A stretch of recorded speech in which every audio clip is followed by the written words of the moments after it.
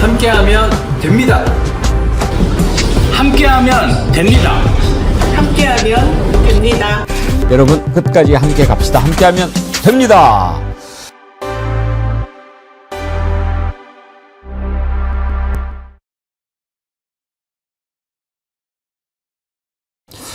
여러분 안녕하십니까? 백운기입니다. 정청래 대표는 국힘당을 상대하면서 이미 그들이 사람이 아니라는 사실을 깨달은 걸까요?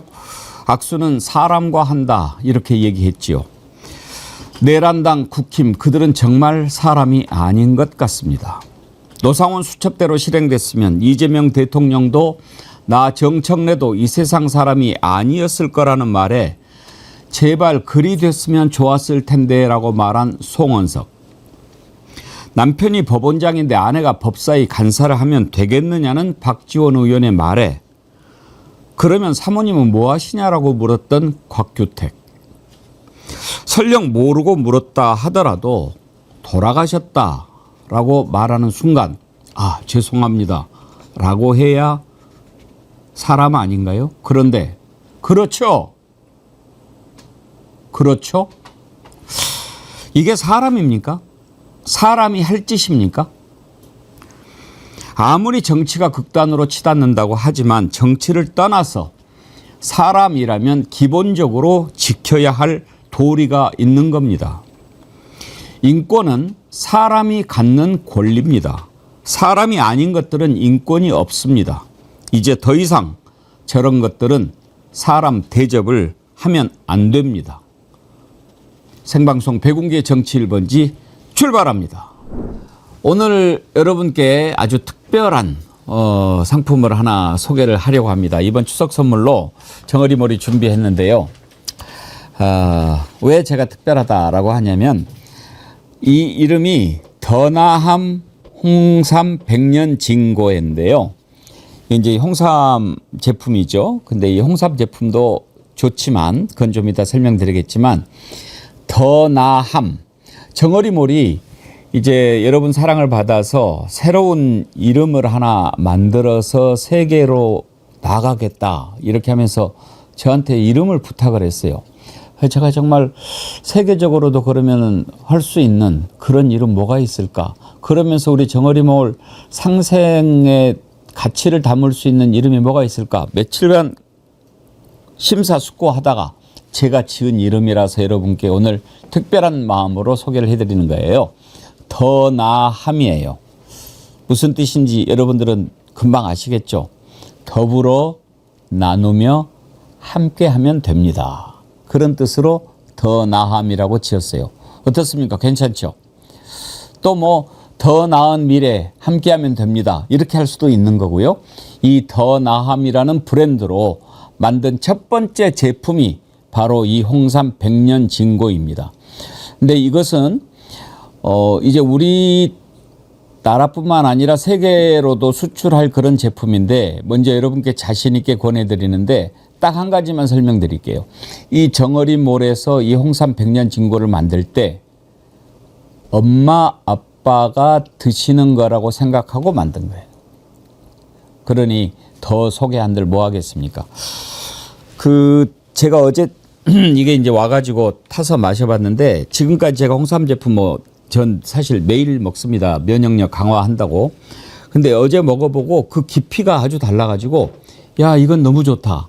정말 여러분들께 자신 있게 추천하고 싶었는데 제가 물어봤어요. 왜 이렇게 깊이가 있죠? 그랬더니 이 홍삼 제품이 진세노사이드 함량으로 고품질이냐 저품질이냐를 나눈대요. 그런데 일반 시중 제품의 진세노사이드 함유량이 10에서 11mg인데 우리 더나함 백년 진고는 13.5mg이래요. 그러니까 완전히 고품질인 거죠. 이렇게 좋은 제품 6년근 홍삼 농축액인데 이거 여러분 자신 있게 제가 추천해 드리니까요.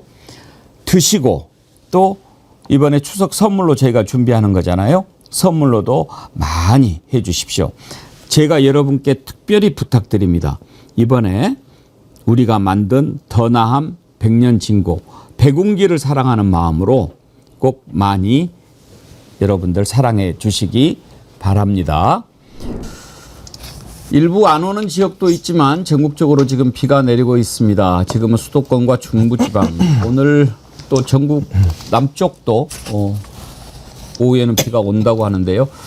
가을비가 오시니까 좋습니다. 강릉에도 비가 온다고 합니다. 지난번에 꽤 내려서 저수율이 약간 올라가긴 했는데 오늘 또 40mm 뭐 정도 온다고 하는 반가운 소식이 있습니다.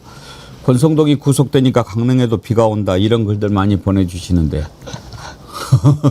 글쎄요. 예, 자 수요일 아침 함께하실 패널들 소개하겠습니다. 장유미 변호사님 반갑습니다. 네, 안녕하세요. 네, 신인규 정당 바로세계 대표님 반갑습니다. 네, 안녕하세요. 오늘 아주 더 반가운 사람 오셨습니다. CBS 이정주 기자님 어서 오세요. 네, 반갑습니다. 이정주입니다. 요즘에 아주 활약이 대단하시던데 모시게 돼서 정말 영광입니다. 아닙니다. 이게 아주 대형 채널 대기업에 와서 영광입니다. CBS가 정은희 TV한테 대기업이라고 그러면 그건 좀 놀리는 것 같은데요. 아니 저희 유튜브가 7만 8천 명인데 네, 딱 11배 차이 나네요. 구독자. 우리 이정주 기자가 개인 유튜브도 있던데요. 이정주의 질문하는 기자. 개인 아니고 저희 회사 유튜브입니다. 아 그래요? 네, CBS. 회사에서 운영을 해주는데 이름을 이정주의 질문하는 기자로 달아준 거예요? 네. 근데 뭐 이정주는 빼고 그냥 질문하는 기자인데 네, 저희가 그 넣었죠. 광고에. 그렇구나. 그러면 CBS 대표 기자네. 아, 그쵸. 유튜브 뉴미디어에 다른 뭐. 선두주자. 네. 오, 더 영광입니다. 아닙니다. 지금 7만 8천 명이던데 구독자가 제가 좀 여러분들 구독 많이 눌러주세요 하려고 그랬더니 이정주 기자 개인 게 아니고 CBS 거라면 굳이 안 해도 되는 거 아니야?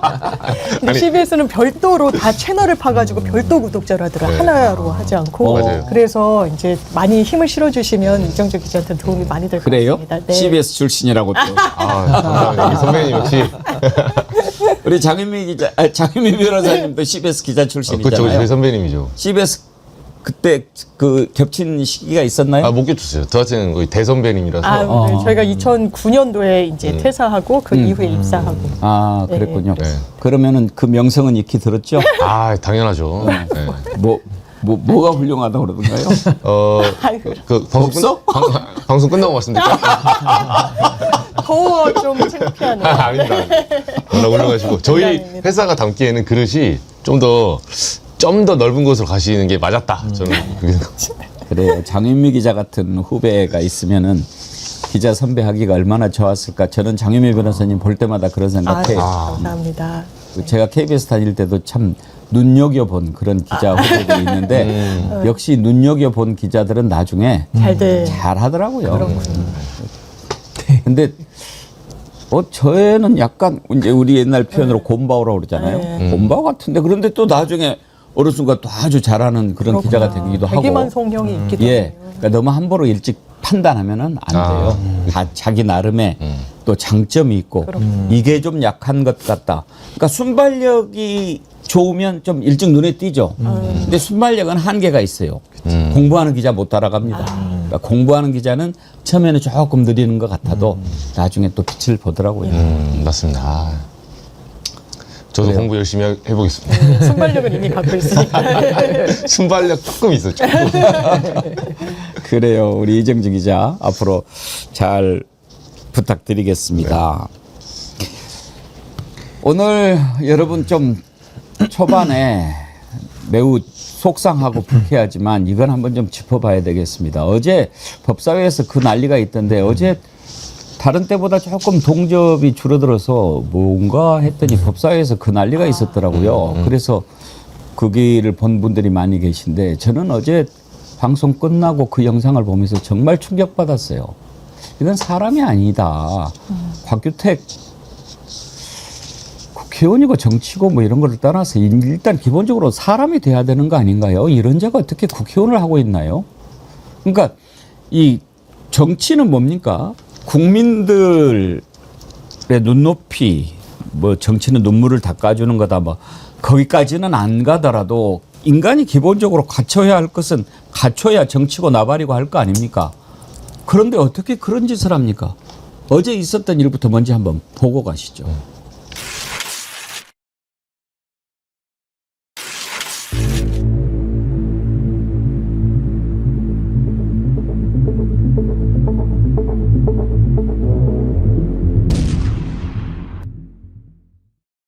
대단히 미안하지만은 그 간사하지 마세요. 같은 동료 의원으로서 얘기하는데 하지 마세요. 하지 마세요. 그렇게 시키고 싶으면 장경재란 말처럼 당대표를 지켜드리세요. 당대표. 시키지 마세요. 하지 마시고. 그 망신당하고 이거 해서 뭐해요? 그러니까 지금 남편이 법원장이니까 아내가 법사위 간사해서 되느냐? 남편까지 욕먹이고 있잖아요. 사모님은 뭐 하세요 지금? 돌아가셨어요. 그렇죠. 그런 말 하시면 안 되는 거예요. 예의 좀 지켜요. 너무 무례합니다. 너무 무례한 거 아니에요? 박 의원님 너무 무례해요. 박균택 실수했어. 박균택 완전히 실수했어. 정말 예의 좀 지키시라고요. 하는 애들이 따로 있지. 저러니까 자기 형님한테도 얘기하고. 제가 여쭤본 거예요. 그러니까 법사위 의원한테 남편 이야기가 왜 나와요? 박준택 너무 무례해. 박균택 소리 지르지 마세요. 인간 좀 되라. 인간 좀. 남편 이야기 누가 먼저 했어요? 인간이 되라고. 사람이 되라. 사과부터 하세요. 사과부터. 왜 사과합니까? 사람이래. 남편 이야기 누가 먼저 했어요? 아니 남편이 와서 못하니까 그러면 이 당이 여러 가지고 네가 자린 건 잘못했죠. 법사위원을 가족을 왜 물어봐요? 그렇게 물어보면 잘못된 거예요. 이 당에 물어봐. 네가 잘했는지. 자, 여러분 보셨죠? 곽규택이라고 하는 자가 말이죠. 아니 장미 변호사님. 네. 저는 곽규택이 박지원 의원께서 7년 전에 부인과 사별했잖아요. 예, 예. 부인 돌아가신 거 모르고 질문했다고 생각해요. 예, 예. 뭐 알고 그렇게 했겠습니까? 네, 그럴 사모님 수 뭐 있어요. 하세요 지금? 자 그러면 돌아가셨어요. 그러면은 그때 아이고 그럼 제가 그거는 그러니까요. 실언했네요. 이렇게 나와야죠. 그런데 그렇죠. 그러니까 그게 사람입니까? 이게 모렴치의 몰상식이에요. 왜냐하면 기본적으로 말씀 주신 대로 뭐 몰랐을 수 있어요. 저 몰랐는지 모르겠지만 몰랐다면 그러면 거기에 대해서 죄송합니다. 제가 모르고 결례했습니다라고 하는 게 사람의 도리라는 거예요. 아무리 정치적으로 해도. 가족을 건드리니까 나도 가족을 건드리겠다 이렇게 몰렴치로 나오잖아요. 몰상식이에요. 왜냐하면 나경원 의원의 남편이 거론된 맥락은 피감기관에 법원이 포함되어 있는데 법원장을 지금 춘천지방법원장을 하고 있으니까 그게 맞느냐 이해충돌의 소지가 있으니까 그 문제를 얘기한 건데 가족? 나도 건드리는데 뭐가 문제냐. 아 제가 곽균택 의원이란 사람을 다시 보게 됐어요. 아 이런 사람은 그냥 사람된 도리가 없을 뿐만 아니라 정치 영역에서도 국민한테 도움되는 정치를 할 거라고 저 확신하지 못하겠습니다. 아닐 거라고 생각이 들고요. 인간이 인간에게 할 수 있는 최소한의 예의라는 걸 지켜야 우리 사회가 지탱되는 거예요. 그거를 정치인이 허물어 버리는 거예요. 검사 출신이. 그러니까 저는 민주당의 박균택 의원이 인간이 먼저 되라고 일갈을 하잖아요. 그러니까 뭐라고 하잖아요. 그러면서 곽균택 이렇게 부르니까 왜 박균택 이렇게 부르잖아요. 제가 찾아봤어요. 연수원 기수뿐만 아니라 연차도 한참 선배겠죠. 한참 선배예요. 한참 선배고 이 사람의 사람됨이 부족한 모습은 이렇게 나오는 거다. 왜냐하면 사람이 어떤 상황에 놓였을 때 즉흥적으로 나오는 그 반응들이 저는 그 사람의 본질을 얘기해 준다고 생각해요. 그 본질을 봤을 때 정치만 해선 안 되는 건지 아니면 우리 사회의 건전한 구성원조차 되지 못하는 건지 의문입니다. 아무리 정치가 개판이라고 그래도 신은규 대표님 기본은 있어야 될 거 아닙니까? 그러니까 우리가 정치도 사람이다 하는 건데 지금은 사람이 아니라 정말 괴물의 모습을 보는 것 같아요. 그러니까 이게 참 권력을 다루는 일이다 보니까 더 사람됨과 인간에 대한 존중이 필요한 역할인데 오히려 더 역설적으로도 더 괴물이 되어버린 그런 악마 같은 모습을 우리가 보면서 참 저런 자들이 이렇게 야당의 역할을 하겠다? 어불성설이죠. 근데 저는 더 심각했던 게 뭐냐면 박지원 의원께서 고령이시기도 하고 또 사모님과 사별하신 거에 대해서는 좀 기간은 오래됐지만 저도 알고 있거든요.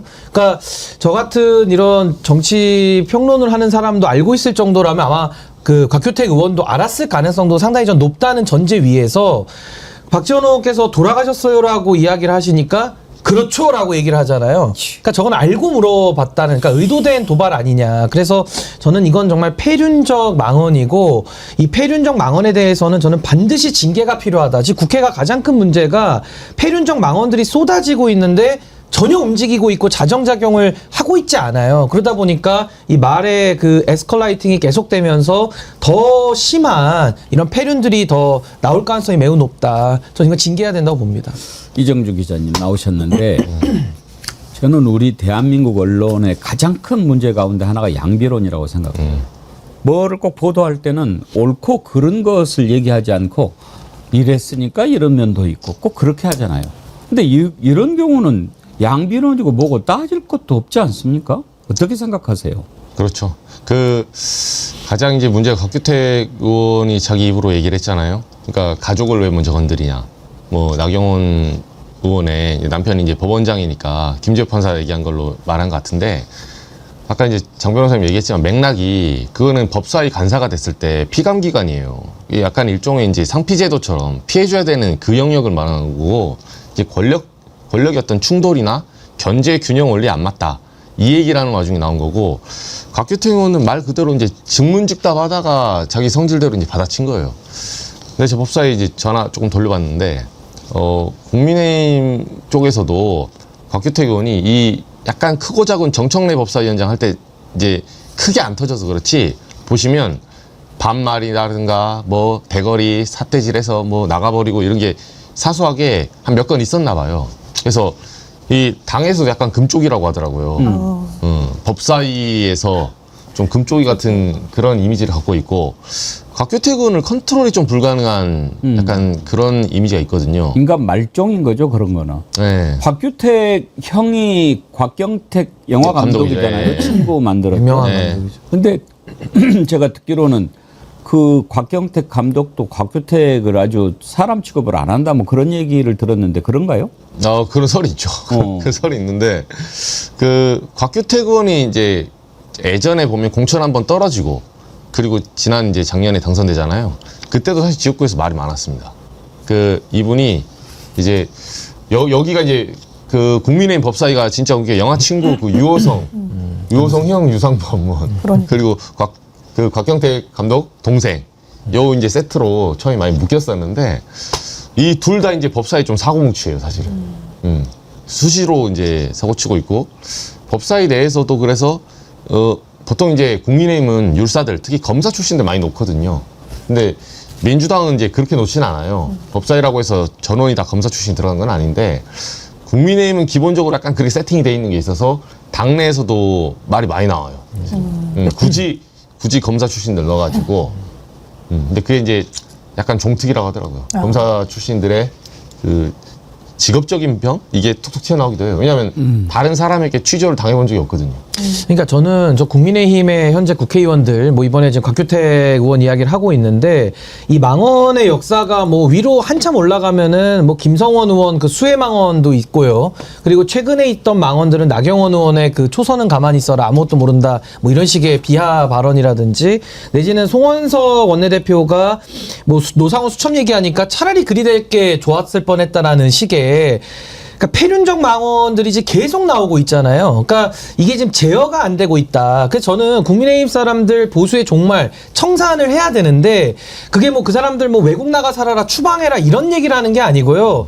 최소한 공적인 의사결정 권한을 행사하는 자리로부터는 다 배제돼야 된다. 그게 저는 보수의 종말로 이해를 하고 있습니다. 근데 이게 뭐 시간이 걸리기도 하고, 뭐 특검 수사를 통해서든지, 아니면은 위원정당 해산 심판을 통해서든지, 아니면은 연거푸 선거를 통해서 심판을 하든지, 그 방법 중에 하나가 되겠습니다만은, 저런 수준의 인격을 가진 사람들이 국민을 대표해서 의사결정을 하고 민의를 수렴한다? 이 어불성설입니다. 말이 안 되는 얘기를 지금 우리가 보고 있는 거죠, 지금. 저는 곽규택 혼자서만 저러면 뭐 인간도 인간 같은 애들이 있고 아닌 사람들이 있으니까 그러려니 하지만, 국힘당의 저런 자들이 한둘이 아닙니다. 우리가 송원석 기억하지 않습니까? 아직도 사과하지 않습니다. 인정조차도 하지 않아요. 자기가 그랬다라고 얘기도 하지 않습니다.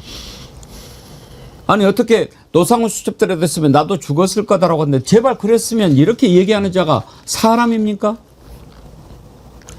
그런 자들한테 존경하는 동료 의원 여러분, 여기까지는 기대하지 않습니다. 그래도 어떻게 면전에다 대고 난 너 죽었으면 좋겠어 이렇게 이야기할 수 있습니까? 그랬던 자가 누굽니까? 송원석입니다. 들어보시죠.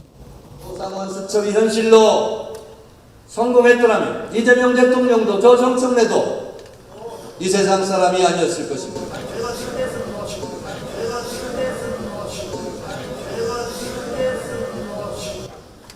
불비의 객이 되었을 것입니다.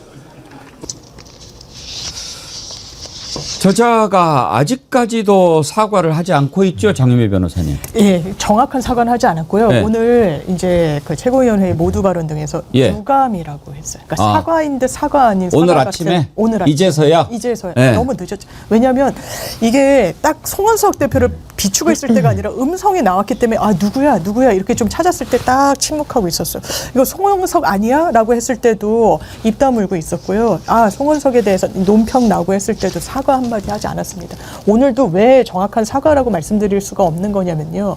일단 본인이 유감이란 표현을 쓰면서도 정청래 대표가 먼저 그런 말을 꺼내서 문제가 있다라는 식으로 약간의 물타기를 했어요. 그거는 사과라고 보기가 어렵고 송원석 원내대표 어떻습니까? 지금 막말, 지금 이 세상에 없을 거라는 말에 제발 그렇게 좀 됐으면 좋겠다. 이것도 인식의 천박함을 드러내는 거예요. 아, 나는 당신이 죽었으면 차라리 좋았을 텐데. 정적이니까, 반대편이니까. 이런 인식으로 어떻게 국민의힘의 원내 지도부로 이 제1야당을 이끌 수 있습니까? 그런 자세와 그런 태도와 그런 인식과 그런 정치 신념으로 정치한다? 저는 이런 사람들은 정치하면 안 된다고 그리고 생각합니다. 이게 더 좀 충격적인 게 뭐냐면 국민들도 충격을 받고 화가 나실 수밖에 없는 상황 아니겠습니까? 그렇다면 국민의힘 안에 있는 지금 동료 의원들이나 당원들, 당직자들 이런 사람들이 들고 일어나야 돼요. 부끄럽지 않습니까? 어떻게 송원석 같은 저런 폐륜적 망언하는 사람이 원내대표, 당 서열 2위를 합니까? 그럼 저 같으면요, 그 안에 있는 뭐 김용태 의원이나 김재섭 의원이나 이런 사람들부터 일어나서 송원석 집에 가라고 해야 되는 거예요. 안 하잖아요, 근데. 그러니까 이런 것들은 인식을 공유하거나 아니면 이런 문제를 교정할 마음이 없는 이 두 가지 중에 하나이기 때문에 국민의힘이라는 뭐 집단 전체를 우리가 사실 이런 일반화의 논리를 쓸 땐 좀 조심은 해야 되는데 저 집단이 희망이 없다라는 거는 지금 제가 지적한 이 부분, 망언이 나와도 아무도 그 망언에 대해서 부끄러움을 못 느끼는 이 부분이 저는 가장 심각한 문제 아닌가 그런 생각이 듭니다. 사과라고 하는 거는요, 기본적으로 전제가 조건을 달면 안 됩니다. 변명을 하면 안 돼요. 내가 정말 잘못했다. 인정하고 그리고 다시는 그런 일을 하지 않도록 하는 것이 사과지. 지금 장미 변호사님이 송원석이 뭐 사과했다고 그래서 한번 찾아봤더니 이렇게 이야기를 했네요. 사실 본회의장에서 발언 중 이런저런 외침이 있는 것은 늘 있던 일. 그런 것이 문제가 된다면 제가 교섭단체 연설할 때 욕설과 비난을 한 민주당 의원들도 윤리위에 해부되는 것이 타당할 것. 너네들도 그래놓고 왜 나한테 하냐. 이게 무슨 사과입니까? 거기에다가 정 대표가 불귀의 객이 됐을 거다, 죽었을 거다라고 표현했는데 당 대표의 발언은 무게가 달라야 한다. 진실과 팩트에 맞게 발언해야 하는데 어떤 근거에서 불귀의 객 죽었을 것이라고 발언했는지 짚어야 한다. 이따위로 얘기를 해놓고 본회의장에서 본의 아니게 그런 일이 발생한 것에는 저도 유감. 이게 사과입니까? 이런 거를 개사과라고 하죠. 어쩌면 그쪽은 다 그런가요? 자, 그런데요. 변명하는 것도 기본이 안 됐지만 진실과 팩트에 맞게 발언해야 되는데 어떤 근거에서 불귀에게 죽었을 것이라고 발언했는지 몰라요? 아니, 이정주 기자님. 네. 정청래 대표가 그랬잖아요. 노상원 수첩대로 실행이 됐더라면 노상원 수첩을 그러면 송원석 원내대표는 모른다는 얘기예요? 다 알고 있죠. 다 알고 있고 오늘 이 사과에 저는 말미에 이 기자들 만나서 이제 백불 형식으로 한 것 같아요, 보니까. 근데 이게 참 눈에 띄는데 아까 앵커님 말씀하신 거에 덧붙여서 마지막에 기자가 물어봤나 봐요. 유감이라고 하니까 이 본인 발언에 대한 유감인지 아니면 발언에 대한 민주당이 이제 윤리 회부시키자고 지금 반발하고 있잖아요. 예. 민주당의 반발에 대한 유감이냐 이렇게 물어보니까 좋은 질문이다. 그리고 자리를 떴답니다. 아, 이건 그냥 사과 안한 질문이다만 거예요. 하고? 사과 안 한 거예요. 예. 그러니까 이 유감이 내 발언 유감이냐 아니면 저쪽 반발 유감이냐 물어보니까 거기에 대해서 내 발언 유감이라고 확정 짓지도 않아요. 좋은 질문이네. 웃으면서 이제 뭐 예를 들면 자리 떴다고 하니까 이게 웃으면서는 모르겠지만 어쨌든 추가 답변하지 않은 거 이거는 기자들도 당신 확실히 사과하는 거 맞냐라고 한 번 더 물어본 거예요. 유감이 나오니까. 근데 거기에 대해서 답을 하지 않고 좋은 질문이네. 좋은 질문이네. 예, 사과하기 싫다는 거죠. 이게 전두환 개사가랑 똑같아요 지금. 참 기본이 안 된 자군요. 네. 예. 그러니까 사과 이런 것을 사과했다라고 제목을 뽑으면 안 되는 거예요. 안 되죠. 근데 그 우리가 교육은 사람한테 하는 건데 왜냐면 그 교정의 가능성이 있을 때 물론 뭐 강아지들이나 요즘 고양이들도 훈련을 받기는 하는데 그거랑은 좀 다른 차원에서 사람에게 우리가 어떤 교훈을 하고 어떤 걸 가르칠 수 있는데 아까 앵커님 말씀하신 대로 사과의 ABC는 너무 유명해요. 구체적으로 사과한다. 그리고 상대방의 마음, 피해자의 마음에 공감한다. 그리고 앞으로 재발 방지를 약속한다. 이 세 가지가 빠져 있으면 사과가 아니죠. 근데 이건 뭐 다 빠져 있는 거는 말할 것도 없거니와 거의 무슨 농락하듯이 희롱하듯이 저렇게 접근하는 저런 문제점에 대해서는 폐륜에 폐륜을 더한 것이다. 전 그렇게 봅니다. 교화가 안 됩니다. 제가 볼 때는. 개새끼도 훈련될 만한 개를 훈련시키는 거예요. 똥개 새끼들은 훈련 안 돼요. 먹을 거 보면은 지랄을 해가지고 환장을 해가지고.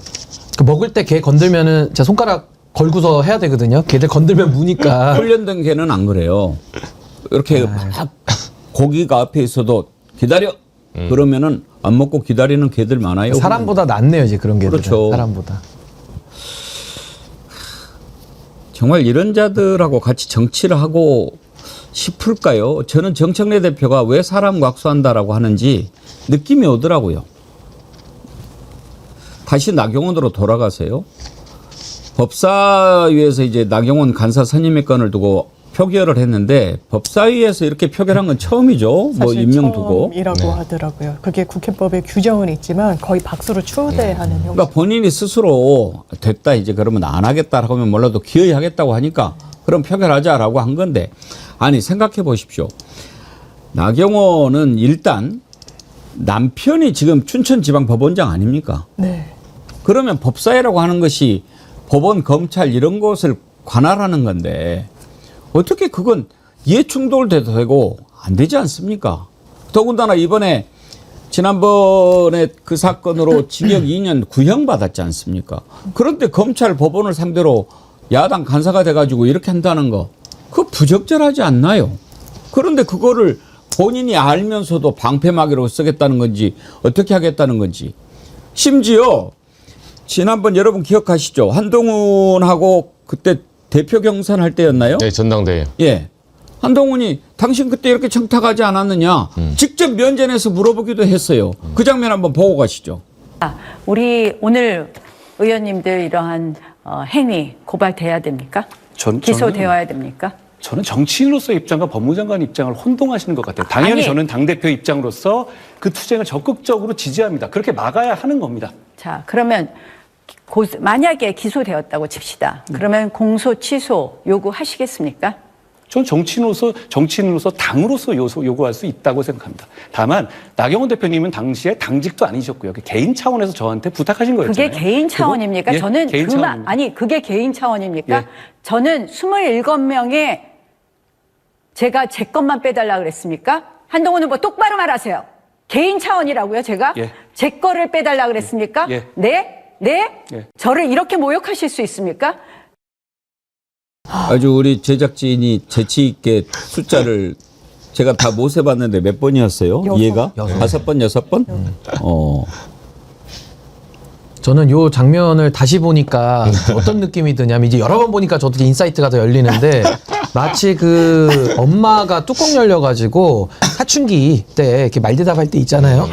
혼내는 그 모습도 상당히 좀 떠오르는 이제 그런 장면인데, 그러니까 다시 원점으로 돌아가면 나경원 지금 의원을 법사위 간사로 선임하겠다고 하는 것은 아니 만약에 정상적인 사람이 왔으면이야 이 무기명 투표 할 일이 없죠. 그리고 만약에 민주당이 정상적인 사람 왔는데 거부한다. 그럼 민주당이 이거는 비판을 받을 수밖에 없는 이제 그런 상황인 건데 따져보면 아니 피감기관의 대상이 되는 법원 그것도 춘천지방법원장을 남편이 하고 있습니다. 그러면 이제 국회의원으로서 이제 사법부도 국정감사합니다. 그러면 자기 남편을 자기 부인이 감사합니까? 그게 감사가 됩니까?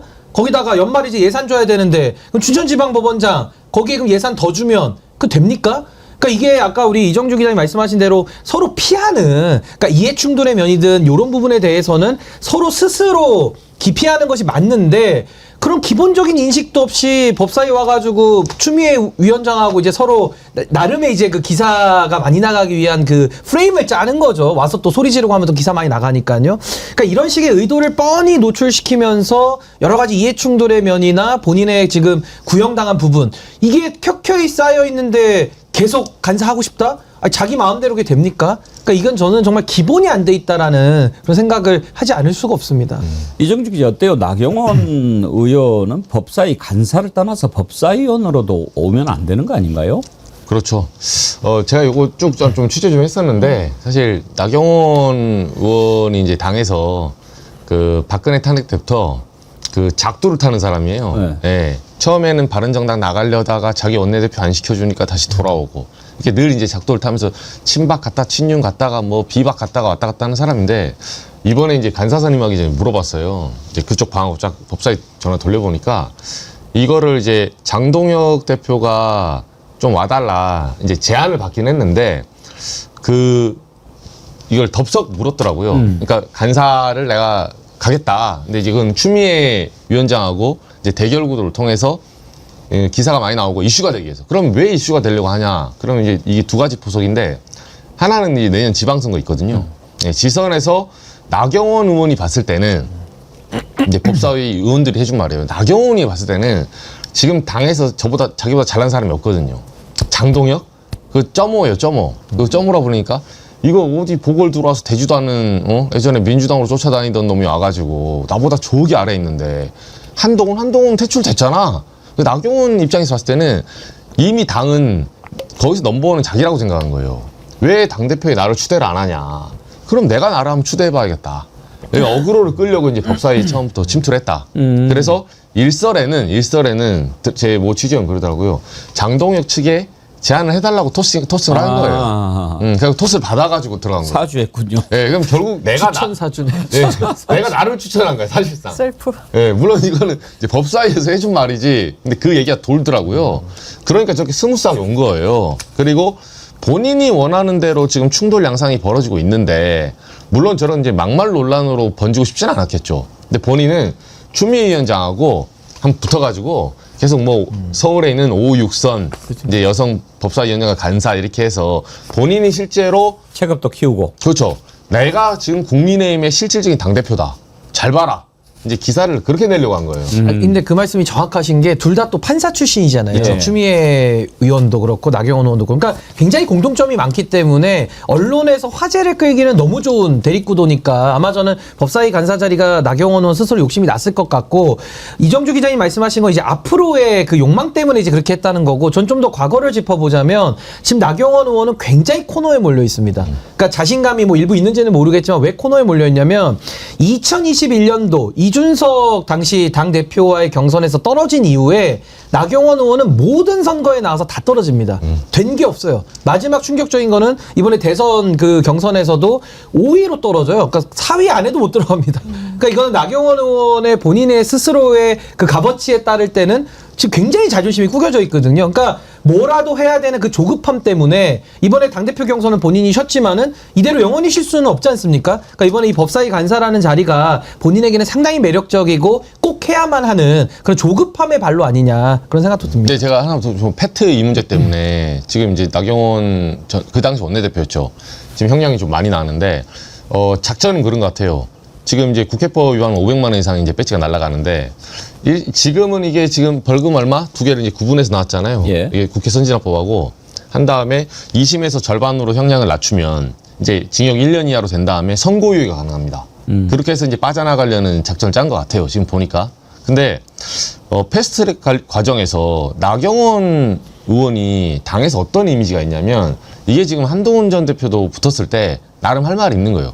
당직자와 보좌관들이 다 기억을 하는데 이거 걸려가지고 보좌진들하고 국회 선진화법 때문에 무더기로 재판을 받거든요. 변호사 선임을 합니다. 변호사 비용이 착수금부터 막 300, 500 엄청난 비용이 나오거든요. 나경원 의원만 당의 변호사를 이용했었어요. 그 당시에. 원내대표란 이유 하나만으로. 돈이 그렇게 많은 사람이. 그래서 당시 기사도 나는데 당직자들, 보좌관들이 저한테 와서 하는 말이 자기들의 직장이 다 쫓겨나고 그리고 패스트트랙 그 몸싸움 한 거 있잖아요.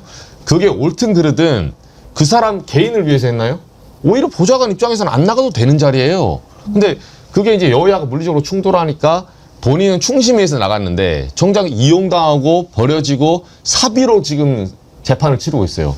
근데 앞장섰던 나경원 전 원내대표는 돈이 그렇게 많은데도 자기는 막상 재판 나갈 때 다 당에서 선임해달라고 해서 오히려 이걸 역으로 해줘야 돼요. 네, 아무 이득도 없고 약자인 보좌진에게 당에서 변호사를 붙여줬어야 됩니다.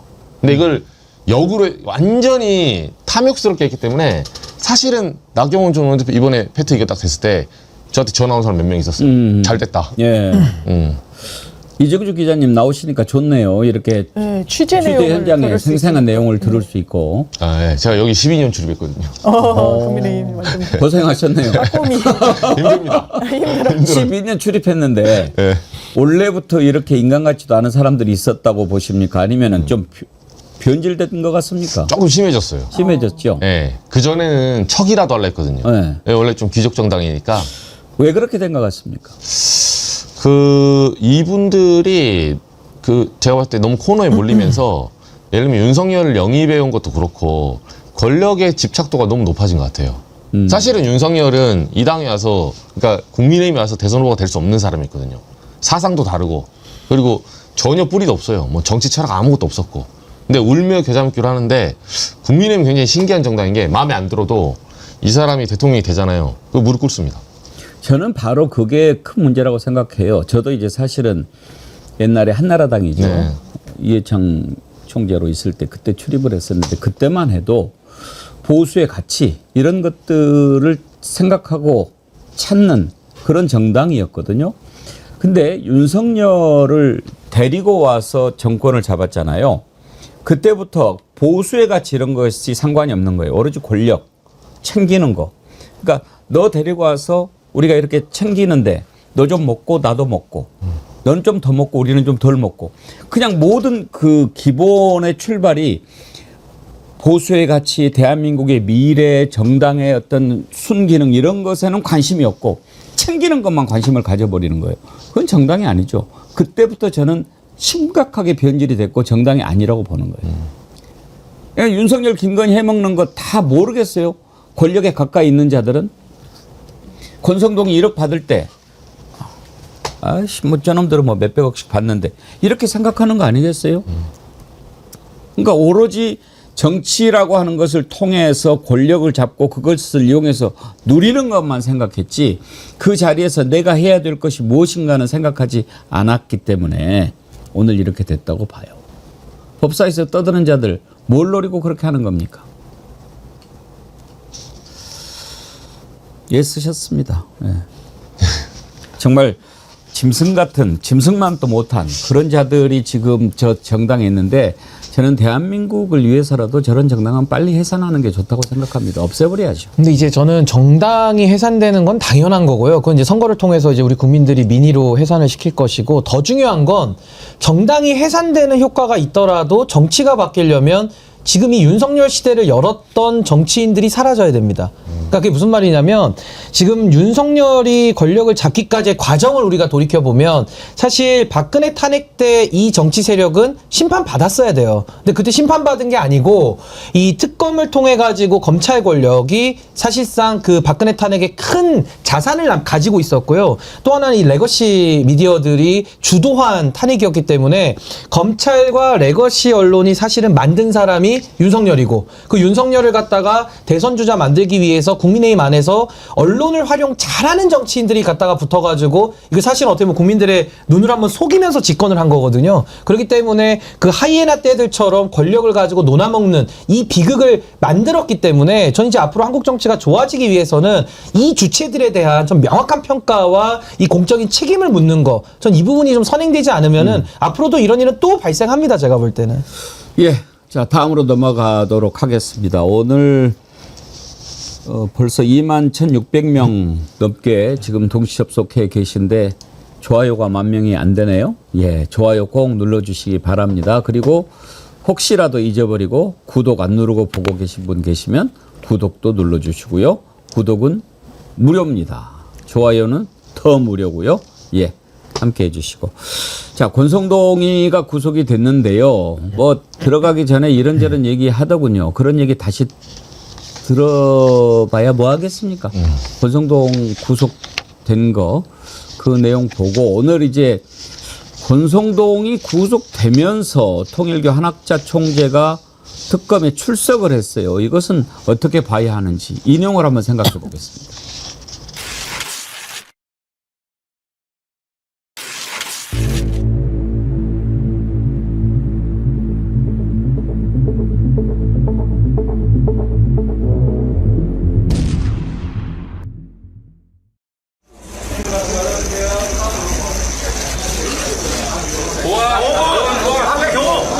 권성동 의원에게 1억 원 전달하신 거 맞습니까? 김건희 씨에게 막걸리와 가방 근데 수고가 많아요. 나중에 들으세요. 천천히 가십시오. 왜 특검과 일정 조율하지 않고 일방적으로 조사 날짜 정하셨나요? 권성동 의원 통해서 원장보다 수사 응가하라고 전성기 씨 통해서 왜 오늘 일방적으로 조사 날짜 정하셨습니까? 내가 아파서 그랬어요. 수술 받고 아파서 그래요. 그만. 변함없이님 어제 권성동 구속되면 슈퍼챗 쏘시겠다고 하더니 돈 좋아하는 놈 구속됐으니 옛다 영치금 너도 꽁쳐 놓을 테니 정어리 TV에 맡겨 놓으마 앞으로 영치금 줄 놈들 줄 서서 기다리네요. 예, 권성동 구속됐다고 슈퍼챗을 쏘신다. 그러면 앞으로 쏘실 일이 너무 많으실 텐데 사진 받으려는 거 아닙니까? 예. 자, 한학자 총재가 출석을 했는데 장유미 변호사님 네. 지금 세 차례 출석 불응했잖아요. 차례 불응했죠. 네. 그러면 이제 그 다음은 체포영장 발부 단계인데 지금 월요일까지 했고 오늘까지 안 나오면 이제 바로 칠 것 같아서 나온 것 같기도 합니다만은. 네, 맞습니다. 권성동 구속되자 출석했다. 맞아요. 이거는 또 혹시 연관관계가 없을까요? 있죠. 왜냐하면 지금 보통 실무에서 3번 소환에 불응하면은 이제 체포영장을 발부받고 그때는 기계적으로 사실 영장이 나오는 거예요. 이제 끌려 나오는 상황은 막기 위해서 나가겠다 했는데 왜냐면 원래는 이번 주 월요일 날 나오기로 했었는데 아니다. 이 17일 날 나오겠다라고 이야기를 해요. 저는 그게 특검의 이야기를 한 건 줄 알았더니 언론에만 알린 거였어요. 왜냐면 특검이랑 조율을 왜 안 했냐고 기자들이 계속 묻잖아요. 자기들은 그런 거예요. 이제 언론을 통해서 특검이 인지하도록 만들어서 체포영장에 이 청구는 하지 않도록 만들고 또 하나의 이유는 권성동이 그 키맨 아닙니까? 핵심이란 말이에요. 그럼 권성동 영장이 어떻게 나오는지에 따라 이 전략이 좀 달라질 수밖에 없어요. 만약에 법원에서 기각이 됐으면 혹시 기각 사유 중에 소명이 안 됐다? 이러면 딱 잡아떼야 되는 거예요. 그런데 영장도 발부됐는데 이게 이를테면 뭐 증거인멸 때문인지 도주 우려 때문인지 아니면 범죄 소명에 대해서는 혹시 법원이 뭐라고 하는지를 보고 전략을 짜려고 17일 일방 통보를 사실상 한 거 아닙니까? 꾀를 부린 거예요. 이 변호인들이. 그 노하우가 많다는 정관들 다 합세해가지고 낸 꾀가 권성동 구속영장 발부 여부를 보고 우리 시점을 골라가지고 영장은 못 치게 하자. 통했죠. 영장은 치지 않았으니까. 그런데 거짓말로 일관할 수 없을 겁니다. 증거가 한학자 총재의 거짓말을 용인하지 않을 겁니다. 그래도요, 이정주 기자님, 저는 개인적으로는 오늘 출석해서 좀 다행이라고 생각해요. 왜냐하면 체포영장을 발부하면 지금 이제 통일교 같은 사회부 종교는 이 다른 그 뭐 개신교도 그렇지만 훨씬 더 극렬하잖아요. 네. 극단적인 선택도 막 하고. 그런데 지금 가평인가 그쪽에 궁전을 이렇게 지어놓고 있는데 거기에 틀어박혀 있고 막 거기 있는 신자들이 막 나와가지고 이렇게 막아서고 그러면 아마 윤석열이 끄집어내는 것보다 더 힘들었을걸요? 있죠. 통일교는 근데 요 이제 문선명 교주가 사실 돌아가신 다음에 이제 그때부터 사실 약간의 균열이 발생합니다. 이게 조금 이제 앞단 얘기는 긴데 제가 짧게 요약해드리면 저희 회사가 이 통일교 관련해서 저희 사회부가 그 기사를 오래 쓰고 있거든요. 오랫동안 쭉 쫓아오는 사람이 있어요. 이윤석 기자라고. 저도 이제 따로 취재를 하고 있는데 윤영호 씨. 그러니까 지금 이제 사실 세계본부장. 브로커 역할을 했던 이 사람이 초반부터 특검의 수사를 가장 많이 받았던 사람이에요. 그리고 현재 이 모든 그 단서들이 윤영호 씨의 입에서 나온 게 많아요. 그러면 특검이 이 균열을 어떻게 냈냐? 윤영호 씨 말에 의하면 그 종교는 원래 기본적으로 믿음의 영역이고 그 믿음의 영역은 사람들이 관측이 불가능합니다. 그냥 그 사람 내심에 있는 영역이기 때문에. 근데 저희 취재진이 이현숙 기자 하는 말은 무슨 말이냐면 취재를 해보니까 자기는 역설적으로 이렇게 생각을 했대요. 균열이 있다. 왜? 나한테 취재에 응하고 있으니까. 게다가 저희가 CBS잖아요, 지금. CBS 기독교, 개신교 쪽이 통일교 쪽 사람 만나서 응하는데 이 사람이 응할 때는 이유가 있는 거예요. 소위 말해서 정말 가스라이팅을 잘 당하면 저희가 문전박대 당하거든요. 근데 내부에서도 한학자를 비롯한 상층부가 썩었다. 이걸 어느 정도 공감대가 지금 균열이 있는 거예요. 그래서 취재가 됐고 그러면서 한학자 총재도 저는 그래 보거든요. 이걸 감지했을 겁니다. 그래서 사실상 지금 통일교 측은 그 배임 횡령 혐의로 윤영호 씨와 재정본부장이었던 그 아내 이모 씨 둘 다 지금 서로 고소한 상태예요. 네. 그래서 조직에서는 지금 사실은 중간다리였던 윤영호 네가 이거 안고 들어가라 이렇게 믿었는데 윤영호 씨는 자기가 버려진 건 어느 타이밍에 알았거든요. 그러니까 그때부터 권좌에서 밀려나면서 밀려난 지는 좀 됐어요. 작년 2023년 정도부터 이제 밀려나기 시작했다고 하더라고요. 이 사람은 야망가인데 나름대로 제가 그러면 윤석열 쪽에 접근하기 위해서 윤석열에 접근하기 위해서는 권성동을 잡아야 되고 권성동을 잡으려면 건진법사가 있군요. 이렇게 나름대로 지도를 매핑을 그린 사람이에요. 야망가입니다. 그렇게 해서 장기 프로젝트를 시행하다가 지금 이게 엎어졌잖아요. 중간에 가방 전달하라길래 전달했고 돈 전달하길래 전달했더니 야 그거 네가 횡령한 거잖아. 네가 안고 들어가. 이렇게 하니까 윤영호 씨도 입을 이제 다 분 거예요. 그러면서 내부 분열이 있게 됐거든요. 그래서 저희가 봤을 때는 지금 한학자 총재 측과 윤영호 씨 그리고 이제 개별적으로 몇 명이 더 있는데 여기는 거의 원수지간이래요. 지금 그 통일교는 문선명 집권한 후에 완전히 그 막 자식들 간에도 분쟁이 심하고 아주 복잡하잖아요. 있죠. 예.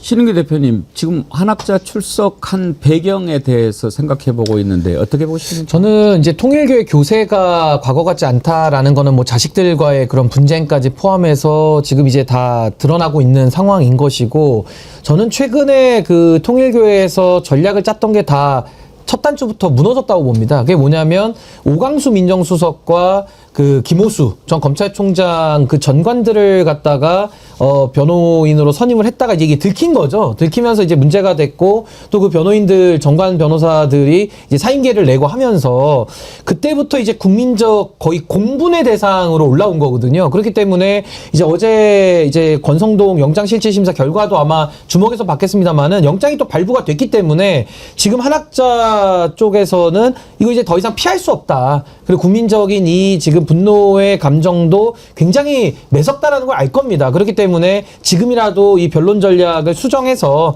최대한 협조하는 과정 속에서 이제 본인의 좀 형량을 줄여보겠다가 결국에는 이 죄수의 딜레마가 또 한 번 발생하는 겁니다. 여기서 이제 다 뛰어내리고 있고 자기들 각자가 살기 위한 그 전략들을 하고 있는 거기 때문에 저는 이제는 조금 특검에서 한 고비는 좀 넘은 거 아니냐. 저 그렇게 평가합니다. 근데 그나저나 그 부분은 어떻게 됐나요? 지난번에 아주 어마어마한 규모의 변호인단을 꾸렸잖아요. 네. 오광수 민정수석이라든지 뭐 이런 자들 이제 논란이 되니까 그만두고 그다음에 김호수야, 이호수야. 김호수요. 김호수. 네. 김호수도 이제 뭐 법률자문 다 그만두고. 네.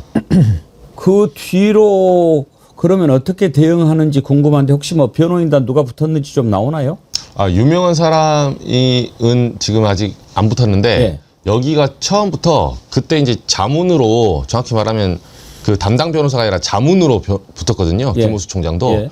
그러니까 그 상징적인 사람 말고 처음부터 로펌 4-5개를 붙였어요. 지금도 거대 변호인단이 있습니다. 사실은. 실무적으로는 다 하고 있고 다만 상징적인 로비스트가 없어진 거죠. 근데 이제 우리가 상식적으로 생각하기에 이런 일들 그러니까 권성동한테 1억 주고 뭐 1억만 줬겠습니까마는 그런 일들이 어찌됐든 총재로 있는 한학자의 지시 없이는 이루어질 수 없는 일이다라는 것은 분명한 사실이잖아요. 어찌됐든 권성동은 돈을 받았고 그런데 이제 지난번에 입장을 밝혔는데 안 줬다는 아니었어요. 내가 지시하지 않았다. 일단 나만 살고 보자. 이런 내용의 입장을 밝혔는데 여기에서 뭘 생각을 해보려고 하냐면 지금 장미 변호사님 네. 특검에서 플리바게닝을 지금 예. 제안을 했잖아요. 맞습니다. 플리바게닝이라고 하는 게 너 진술하면 조금 형량 조절해 줄게 이런 거잖아요. 미국에서 하는 거. 맞습니다. 그러니까 지금 이렇게 띄워줬는데 플리가 이제 형사사건 피고인의 답변이고 바게인은 협상하는 거니까 피고인과 검찰 자백과 증언 고리로 구형량을 낮추거나 아예 가벼운 제목으로 기소하는 건데 이건 이제 미국에서는 있는 건데 아직은 우리나라는 없지요. 네, 저희가 조사 입회해 보면 구형을 좀 낮춰주겠다는 취지로 아니면 영장을 치지 않겠다 자백하면 이렇게 수사의 지렛대로 쓰는데 구형을 낮추는 건 사실 무의미해요. 구형은 그냥 검찰의 의견 개진이어서 판사를 구속할 수가 없습니다. 구형을 100년 때리든 50년 때리든 판사가 집행유예라고 생각하면 그냥 집유를 하는 거예요. 그렇기 때문에 이거는 현실적이지 않으니까 이번 특검법에는 아예 하여야 한다로 그냥 재량이 아니라 형 자체를 낮춰주는 걸로 만약에 자백을 하거나 수사에 협조를 하거나 그러니까 대단히 유효한 수단을 특검이 이제 갖게 된 거죠. 그래서 이번에 혹시 한학자를 대상으로 너 이번에 이렇게 한 것에 대해서 다 자백하고 그러면 뭐 좀 감안해 줄게 이런 것을 할 가능성 어떻게 보십니까? 열려 있다고 보는데요. 그런데 한학자 씨는 머릿속에 이 통일교의 그 알력 다툼이 엄청나기 때문에 본인의 그 기득권을 유지하는데 어떤 선택이 제일 유효할 것인지를 볼 거예요. 만약에 그걸 인정해서 돈을 먹이고 국민의힘에 갖다 바치고 함으로 인해서 그 사실관계를 자인했다는 것으로 인해서 통일교에서 위상이 자기가 낮아진다면 그 선택을 안 하고 끝까지 다툴 걸로 보이고요. 그런데 이 협의 과정에서 뭔가 드라마틱하게 결정적인 단서를 제공하고 그러면 뭐 기소를 안 한다 내지는 기소를 안 할 수는 없겠지만 굉장히 적게 이 형량을 받을 수 있도록 한쯤될지 하면은 인간으로서는 좀 움직일 수 있는 여지가 있다고 저는 생각합니다. 사실 한학사를 이제 뭐 죄가 드러난다고 하더라도 구속영장 청구하는 게 여러 가지로 어려울 수도 있는 상황이거든요. 지난번에 한덕수 구속영장 기각할 때 고령 이런 것도 감안했잖아요. 한덕수가 49년생이거든요. 한학자는 43년생이에요. 지금 이제 만 82이 넘은 거 아닙니까? 그러면은 이런 뭐 한덕수 고령으로 따지면은 나이도 더 먹었고 뭐 이런 거 저런 거 봐서 쉽지도 않을 텐데 좀 있는 대로 다 불고 이렇게 하라고 할 가능성도 있다고 봐야죠.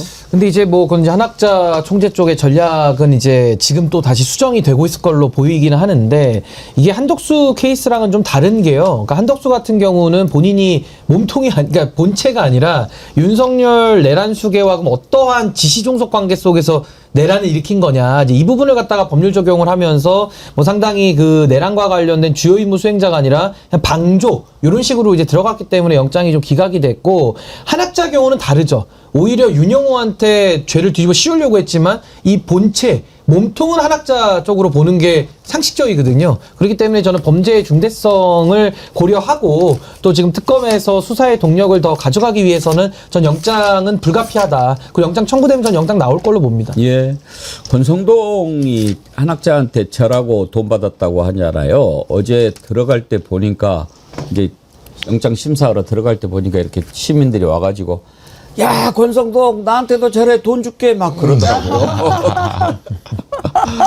근데 정말 이자가 추접스러운 게 뭐냐면 한학자가 라스베이거스에서 엄청난 도박을 했다는 거 아닙니까? 600억? 그렇죠. 이렇게 도박을 했다고 하는데 그걸 이제 경찰이 수사를 하는데 그걸 알고 야, 너네 저 총재 라스베가스 가서 도박했어? 조심해. 지금 뭐 다 저기 하고 이렇게까지 했던 자가 권성동 아닙니까? 이건 정말 추접스럽고 정말 범죄지요. 장훈님이 무슨 교주가 도박을 하냐? 신 같은 존재가 돈은 왜 잃냐? 그러네요. 그러니까 통일교가 아직 라스베가스는 점령을 못했다 보니까 그 염력이 거기까지 좀 돼야 되는데. 아유. 그 플리바게닝이 법적으로 뭐 이렇게 좀 정리가 돼야 됩니까? 예, 그냥 할 수 있습니까? 그냥 할 수는 없고요. 그러면은 진짜 수사 거래 법적 근거 없이 하게 되면은 아무리 수사기법이라고 해도 수사 거래했다라고 하고 이게 직권남용 문제도 될 수 있기 때문에 정확한 법적 근거를 가져야만. 그래서 이번에 특검법 개정안에 들어갔을 때 특검에서 여러 제안을 했던 내용 중에 이게 있었던 거는 본인들이 좀 안전하게 그리고 이제 법적 타당성을 확보한 상태에서 수사를 좀 유효하게 하기 위해서 요청했던 부분이 있어서 이건 좀 논의를 해봐야 되겠네요. 네, 왜냐하면은 내란을 종식시키기 위해서 밝혀야 할 것들이 많이 있지만 또 하나의 제도 차원으로 넘어가는 문제이기 때문에. 맞습니다. 알겠습니다. 어제 아주 중요한 내용이 하나 나왔는데 이 내용 살펴보도록 하겠습니다. 지금 조의대 사퇴해야죠. 뭐 하고 저렇게 버티고 있는지 모르겠어요. 조이대가 버티고 있는데 조이대 하면은 뭐 우리가 어떤 죄를 저질렀는지는 다 알고 있지 않습니까? 직위원이 지금 시켜가지고 저렇게 내란 재판 질질 끄는 것도 문제고, 또 직위원 룸사롱 사건 대법원 윤리감사관실에서 하고 있는데 지금도 5달이 되도록 아무 얘기도 안 하고, 가장 큰 것, 우리가 그때 얼마나 섬뜩했습니까? 이재명 후보, 민주당 후보로 선출까지 됐는데 그걸 없애버리려고 파기환송했을 때 이러다가 정말 난리 나는 거 아닌가. 저는 그때 이재명 대통령 후보 자격이 박탈되는 것, 그래서 이재명 후보가 대통령에 선거에 못 나가는 것도 걱정했지만, 그거보다 더 큰 걱정은 그렇게 되면 국민들이 가만히 있겠습니까? 저는 조이대가 그걸 노렸을지도 모른다고 생각해요. 완전히 나라를 혼란 상태, 무정부 상태로 빠뜨리는 것. 그렇게 해서 또다시 윤석열의 복귀. 이런 것을 생각하고 이 짓을 한 거 아닌가. 저는 그래서 거의 노상원급이라고 생각하는 거예요. 조이대가. 생긴 것은 꼭 새멸치같이 생겼어도 그 마음속은 정말 상어보다 더 악하고 무서웠다. 그런 걸 생각하면 지금도 소름이 돋는데, 그때 왜 그러면 이재명 후보를 날리려고 했을까? 제가 어제도 잠깐 말씀드렸는데요. 그때 당시에 이재명 후보를 날리면 어떻게 됩니까? 민주당이 후보를 못 내요. 시기적으로 안 됩니다. 급히 뭐 후보를 할 수가 없어요. 선거는 다가오는데. 그러면 이재명 후보는커녕 민주당 후보도 없이 국힘당의 한덕수하고 이준석하고 싸우게 되는 거예요. 에? 그 상황을 만들려고 했다 이 말입니다. 그러니까 한덕수가 길을 쓰고 후보가 되려고 새벽에 그렇게 그 난리를 친 거 아닙니까? 그런데 한덕수하고 조이대가 만났다는 거 아닙니까? 국회에서 부승찬 의원이 대정부 질문에서 그 질문을 던졌습니다. 들어보시죠. 법관 내 마음가짐과 자세를 지키지 못하면 법관으로서의 자격이 없다, 이렇게 볼 수 있겠죠. 헌재에서 대통령 파면이 결정이 이루어지고 3일 후인 4월 7일경에 한덕수, 정상명, 김춘식 그리고 조이대 대법원장이 만났다는 제보가 있었습니다. 이 모임 자리에서 조이대 대법원장이 무슨 얘기를 했냐? 이재명의 사건이 대법원에 올라오면 대법원에서 알아서 처리한다 라고 했다고 합니다. 이 발언을 윤석열에게도 했다고 하는 제보가 있었습니다. 왜 저 얘기가 이제 나오는가 궁금해요. 우리 국민들은 그랬을 거라고 지금 생각하지 않아요. 사실 아닐까요? 신은규 대표님, 저는 상당히 합리적으로 의심이 가요. 저는 이게 이제 사실관계는 이제 우리가 들여다보겠지만, 전 사실에 부합할 가능성이 매우 높다고 보는 이유가, 뭐 어떤 분들은 저 안에 이제 김충식이 껴있으니까 뭐 정상명 그분이나 또 한덕수 또 저런 조이대 이런 사람들이 김충식 같은 사람 만났을 리가 없다, 막 이런 식으로 논리를 막 피던데, 저는 오히려 반대로요. 아니 뭐 한학자 사건 한다는데 김호수 지금 뭐 오광수 다 덤비더만요. 그러니까 그런 걸 보면은 뭐 김충식이라는 사람이 가지는 여러 가지 그 윤석열 정권 시대의 위치로 봤을 때는 전 만났을 가능성을 열어놓고 전 알아봐야 된다. 충분히 저는 개연성이 있다고 보고요.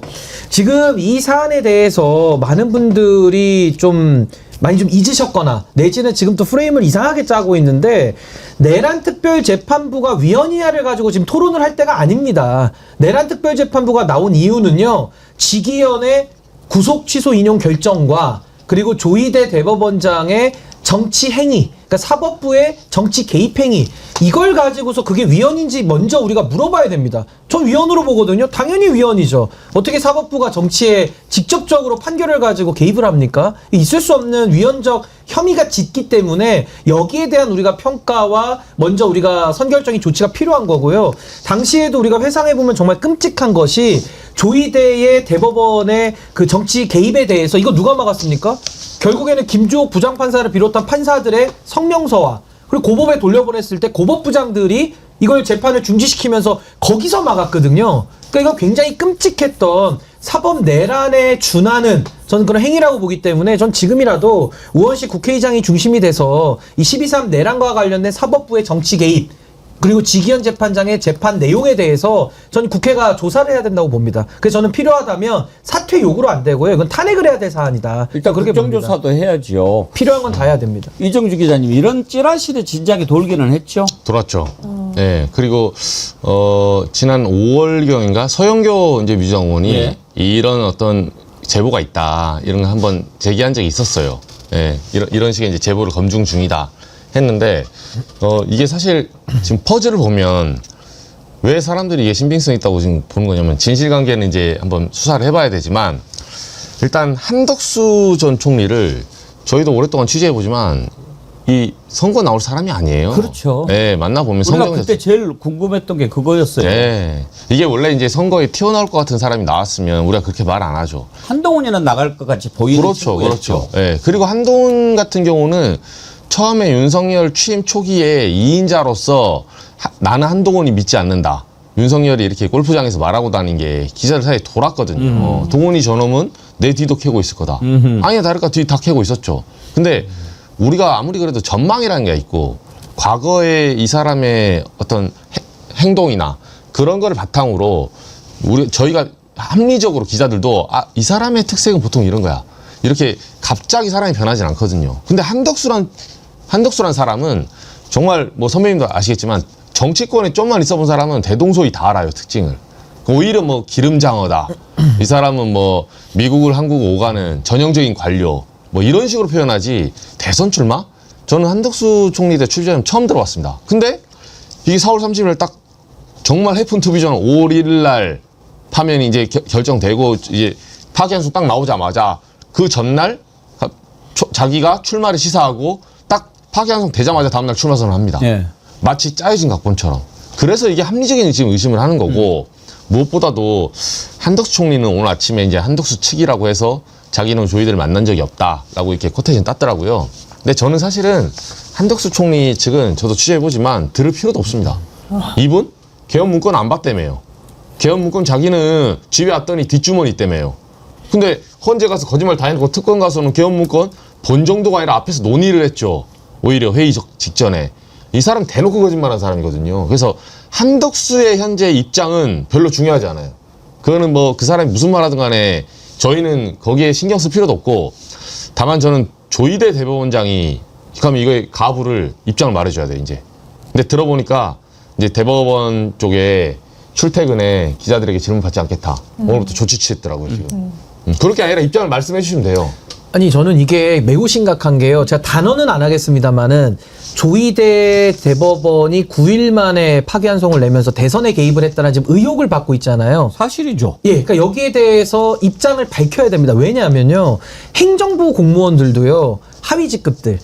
어떤 정치인의 글에 좋아요 페이스북에 좋아요 한번 눌렀다가도 정치중립 의무 위반으로 징계받거든요.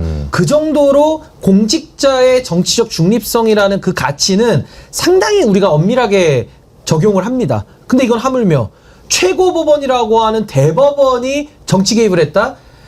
이건 있을 수 없는 일이 일어난 거기 때문에 이걸 우리 국민들이 다 봤잖아요. 그러니까 내란도 아무리 우겨대도 내란을 다 봤잖아요. 헬기를 봤잖아요. 그러니까 여기에 대해서는 조희대 대법원장이 침묵으로 일관한다? 이거 본인의 행위 인정하는 겁니다. 입이 10개라도 할 말이 없으니까 입 다물고 있는 거 아니에요? 국민들은 이렇게 지금 속이 뒤집어졌고 아까 설명드린 대로 고법 부장들이 이거 막아세웠다니까요. 그러니까 내란과 똑같습니다. 윤석열과 김용현은 국회 장악해 끌어내 했지만 대령급들 내지는 준장급들에서 그 다리 건너지 말아라, 서강대교 건너지 말아라 하면서 군인들을 제어한 거예요. 구조가 똑같습니다. 그러니까 여기에 대해서는 국민들의 의구심을 풀어야 되지 않겠습니까? 그러려면 행정부가 나설 수 있습니까? 못 나서죠.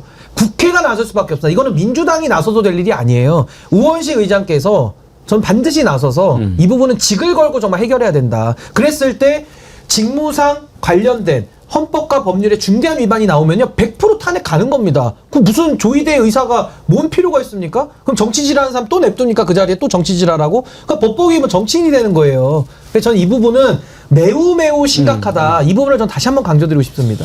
베라님이요. 열린 공감에서 최초로 나왔지요. 그걸 최혁진 의원이 공론화했고, 아 그랬나요? 열린 공감에서 조이대가 그런 말을 했다. 뭐 이런 사인회동 제보 녹취가 방송된 적이 있지요. 한번 들어볼까요? 4월 4일 날 윤석열 탄핵 소보 끝나고 조이대 대법원장하고 좌우상계장 그다음에 김충식이야 한덕수야 비밀이 많아 점주를 먹었다 이거지. 그 자리에서 조이대로 그런 말을 했다는 거야. 기계명의 사건 대법원에 우려위한 대법원에서 처리해서 알아서 처리한다. 그리고 그 내면사님 다음 정경은 압제를 할 수 있는 사람은 못다. 내각제까지 저기 참석했다는 면면 조이대, 정상명, 김충식 이렇게 이름이 나오네요. 네, 그렇습니다. 일단 정상명 전 검찰총장이고 김충식 씨는 그 김건희 일가와 무관하지 않고 집사라고 일컬어지고 뭐 최은순 씨의 내연남이라는 보도까지 있는 상황이니까 이게 타임테이블을 정확하게 그려보면 너무 이상한 거예요. 4월 4일 날 그러니까 윤석열 씨가 파면을 당합니다. 그리고 그 3일 뒤에 지금 거론된 4명이 같이 밥을 먹었다는 거예요. 그때 나왔던 핵심 키워드는 대법원에 이재명 사건 올라오면 그거는 알아서 처리할 거야. 그 알아서 처리한 일자가 아까 이정주 기자님 짚어주셨지만 정확하게 2025년 5월 1일이에요. 파기환송했으니까요. 그리고 다음 날 한덕수 씨는 출마 선언을 합니다. 안심했거든요. 이재명은 조이대가 언급한 대로 지금 이 제보 내용에 따르면 못 나오겠구나. 사법부 내에서도 그 당시에 어떤 문제 제기가 있었어요. 기본적으로 뭐 파기환송 할 수 있습니다. 대법원이 충실한 심리를 했으면 그럴 수 있죠. 근데 30일 조금 지났는데 기록 페이지가 수만 페이지인데 제대로 봤습니까? 그것을 이건 유죄로 보여진다. 유죄 취지로 파기환송. 국민들이 유무죄를 잘잘못을 판단했다고 한 게 아니에요. 아니 왜 이렇게 빨리 이런 시간 안에 대법원이 할 수가 있지? 이게 말이 되나? 그때 대선 임박했을 때예요. 왜 입법부를 그 다른 행정부 사법부와 위상이 다르다고 하냐면 헌법에서요. 삼권분리 원칙이 최우선의 원칙이 아니에요. 국민 주권 원칙이 최우선 원칙입니다.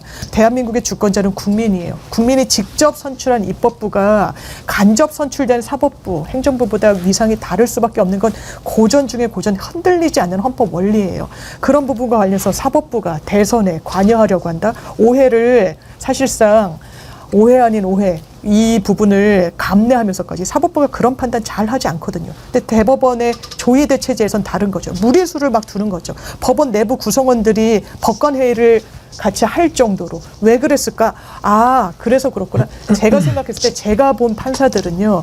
비교적 대단히 신중해요. 뭔가 정치적인 행동으로 오독될 수 있는 행동을 하지 않는데 조이대는 한 거죠. 믿는 구석이 있었어요. 한덕수 같이 밥 먹고 그 의문의 한 꼬리가 풀리는 거죠. 대단히 부적절하고 이거 수사해야 됩니다. 아니 저는 그러니까 사법 독립을 많이 얘기를 하는데 전 사법 독립을 인정합니다. 왜 우리 헌법에 나와 있으니까요. 그럼 사법 독립을 가지고 제가 예를 들어 보겠습니다. 사법 독립을 가지고 인혁당 그 사법살인을 저질렀거든요. 그거 존중해야 됩니까? 아니 법봉으로도 사람을 죽일 수 있다니까요. 근데 그거 존중해야 되냐는 질문인 거고. 그러면 사법의 독립을 가지고 하나 더 질문해 보면 사법부의 법복 입은 판사들이 법복 입고 정치를 하면 되나요? 사법부가? 독립이라는 이름으로 그게 가능하지 않죠. 사법 독립은 권력의 개입으로부터 독립해서 국민을 지키라고 우리가 독립을 준 것이지 법복 입었다고 내 맘대로 할 거야. 나 정치도 할 거야. 나는 다음에 한덕수 만들 거야. 이재명 안 돼. 이 정치질이 되냐는 겁니다. 독립이라는 이름으로. 이거 독립이 아니죠. 이거는 국민주권 침해이면서 동시에 헌법을 파괴하는 내란 행위죠. 근데 내란 행위를 어떻게 사법의 독립이라는 이름으로 그렇게 프레임을 바꾸치기를 해가지고 이거 특수부들이 잘하는 방식인데 말이 안 되죠. 그래서 저는 저 모임 4명 굉장히 저는 참 그림이 나오는 게 정상명 이분 누굽니까? 검찰총장 출신의 윤석열 김건희 주례해준 사람 아닙니까? 그럼 윤석열 측 사람이고 김충식 뭐 최은순이랑 뭐 썸이라는 사람 아니에요? 그럼 가족이고 다 반대편에 누가 나옵니까? 조이대 대법원장이 나오죠. 키를 쥐고 있으니까 법봉 때리면 날리는 거 아닙니까? 그리고 한덕수 국무총리 권한대행 출신이자 이자가 이제 대선 주자 나간다는 미래 권력으로 나온 거 아닙니까? 모양이 똑 떨어져요. 그러니까 조이대도 자신의 역할을 한 거 아니냐. 그러니까 나경원 재판은 6년이 걸리는데 이재명 대통령 재판은 국민주권을 침해해서라도 9일 만에 끝내자.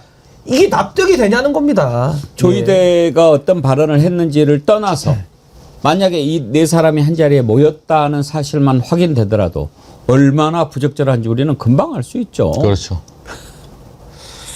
이렇게 지금 논란이 커지고 조희대 물러나라고 소리가 팍팍팍 나오니까 조희대가 취한 조치가 뭔지 아십니까? 출퇴근 모습 못 찍게 하는 겁니다. 왜? 표정이라도 드러날까 봐. 이게 대법원장이라고 하는 자가 내린 결론이 옳시다. 출퇴근하는 거 못 찍게 한다? 그게 대응입니까? 가타부터 얘기를 해야죠. 왜 얘기를 못 합니까? 법원이 가장 즐겨 쓰는 표현이 뭐였습니까? 혹시 아십니까? 문제 삼겠다예요. 문제 삼겠다. 문제 삼아야지. 사실이 아니라면. 뭐 하고 있습니까? 지금요, 조희대 물러나라고 이제 막 사퇴 요구를 하니까 국힘당이요, 상권 분립을 훼손하고, 제가 초반에 이 사람 같지도 않은 국힘당 얘기하면서 참 얘기했는데 또 사람 같지도 않은 당 얘기를 하면서 끝내겠네요. 이 자들은 개만 또 못하는 것 같아요. 개가 IQ가 얼마나 돼요? 한 40되나? 네.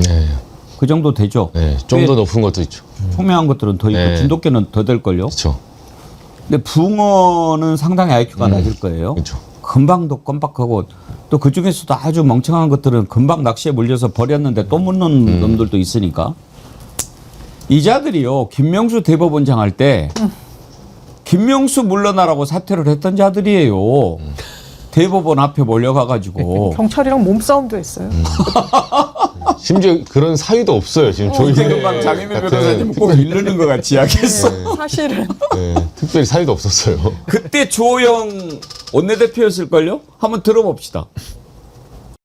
많은 국민들이 자부심과 믿음을 가지는 자랑스러운 장소가 되어야 함에도 불구하고 2달 이상 부끄러움과 왜소함의 장소가 되고 있습니다. 그것은 오직 김명수라는 자격 없는 사람이 대법원을 차고 앉아서 온갖 사법 행정에 농단을 부리고 권력과 내통해서 법치주의와 사법부 독립을 깨고 있기 때문입니다. 만약에 국회가 야당이 과반이 넘었다면 진즉에 탄핵됐을 겁니다. 우리 당은 김명수 사법부의 이런 문제점들을 낱낱이 고발하고 법치주의와 민주주의, 사법부 독립을 훼손한 장본인의 말로와 인과응보가 어떻게 되는지 지켜보도록 하십시다. 장미 변호사님. 네. 국민들이 1년만 지나면 잊어버린다고 윤상현이 그랬죠. 그렇게 생각하는 걸까요? 예, 저는 국민을 상당히 무시하는 정치를 국민의힘이 한다라고 생각해요. 국민을 얕보니까 저럴 수 있는 거예요. 과거의 일을 당사자들, 지금도 현직 의원들이잖아요. 알고 있어요. 본인들이 대법원을 어떻게 겁박했는지. 그땐 별다른 이슈도 없는데 압박을 넣었어요. 물러나라고. 우리가 다수였으면 탄핵했을 거라고. 상권 분립을 존중해가지고 지금 대통령 탄핵을 하겠다고요. 지금 몰려가가지고 출근길에 시비가 붙고 경찰이랑 물리적인 충돌까지 하고 이랬던 게 지금 국민의힘이에요. 그러니까 생각하는 거예요. 진짜 이자들이 상권 분립을 존중해서 문제 제기를 하나? 아니요. 그냥 공격을 위한 공격. 한미 정상회담 이런 것도 그냥 빠개져라, 안 되라. 그런 악의에 찬 정치를 한다라는 인상을 지울 수가 없습니다. 저만 그런 거예요? 아니요. 국민들이 그렇게 평가해요. 그러니까 저는 이제 국민의힘은 이제 우리가 뭐 사람이냐 아니냐의 경계선에 있으니까 논외로 하고, 그래도 사람으로 우리가 지금 취급하고 있는 이준석 대표 제가 얘기 한번 해보겠습니다. 여기에 대해서 뭐라고 얘기하느냐, 최근 입장입니다. 대법원장 내쫓는 방식이 무식한 정치다, 무식하대요. 그러면서 삼권 분립마저 부정한다. 그러면서 이재명 대통령 보고 총재, 뭐 대법원장 혼자 다 하라고 지금 그렇게 논리적인 왜곡과 궤변을 늘어놓고 있거든요. 제가 사진 하나 보내드렸는데 띄워드릴 수 있으면은 아니 불과 3년 전에 저게 누굽니까? 저 마스크 쓰고 있는 사람이. 저 이준석 아닙니까? 아니 그럼 이 얘기를 지금 이준석한테 제가 그대로 대입하면은 대법원장 내쫓는 방식 지금 무식한 짓을 하고 있어요. 저기서 총통짓을 지금 자기가 하려고 벌이고 있거든요. 그럼 윤석열 만들어서 총통 만들었잖아요, 자기가. 그리고 담도 안 넘고, 그죠? 그렇게 해가지고 내란을 일으켜서 윤석열 영구 종신 집권 체제를 만들려고 했던 자들이 이제 와서 내란을 진압해가지고 이재명 대통령이 국정운영 잘 하고 있는데 끌어들여가지고 뭐 대통령이 내쫓는다? 사실관계도 안 맞거니와 무식한 정치라고 한 걸 본인들이 했잖아요. 3년 전에. 다 잊어버릴 줄 아십니까? 요즘에 AI 시대고 데이터베이스가 다 누적이 되는데요.